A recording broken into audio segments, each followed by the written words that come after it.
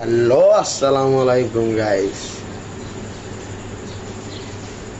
আজকে আমরা দেশে যাচ্ছি, ভোর 6টা বাজে। এখন দেশে রওনা করব। ইনশাল্লাহ ব্লগটি দেখতে থাকুন, সবকিছুই তুলে ধরার চেষ্টা করবো ইনশাল্লাহ। ভাবতে আছি ছোট্ট একটা ব্লগ করব। Let's go. এখন আমরা যাচ্ছি, রওনা হইছি সদরঘাটের উদ্দেশ্যে। সো আপনাদেরকে সম্পূর্ণ ভিডিও দেখা হবে ইনশাল্লাহ, দেখতে থাকুন। আমার বউ বেজারে রয়েছে, হাসিও দেয় না। এখন আমরা সদরঘাটের উদ্দেশ্যে রওনা হইছি। সো আমার মা আছে, আমার ভাগ্নি আছে, তারাই দেশে যাবে। আমাদের বাড়িঘর নাই, আমরা যাব না।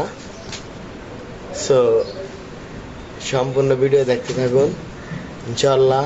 সব পূর্ণ ফটোই আপনাদেরকে দেখাবো ইনশাল্লাহ। ব্লগটি ভালোই লাগবো।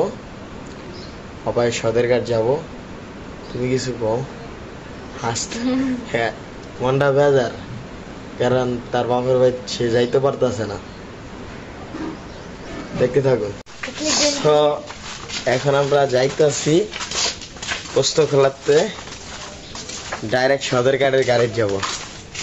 দেখতে থাকুন। ভাই রে ভাই, অনেক জাম সদরঘাটে, অতিরিক্ত জাম। লঞ্চ ভরার পরেও লঞ্চ ছাড়তে চায় না। আমাদের বাংলাদেশ প্রধানমন্ত্রী ডক্টর ইউনূস স্যারেরা বলছি যে লঞ্চ যদি ডুবে যায় কেমনে চলবে।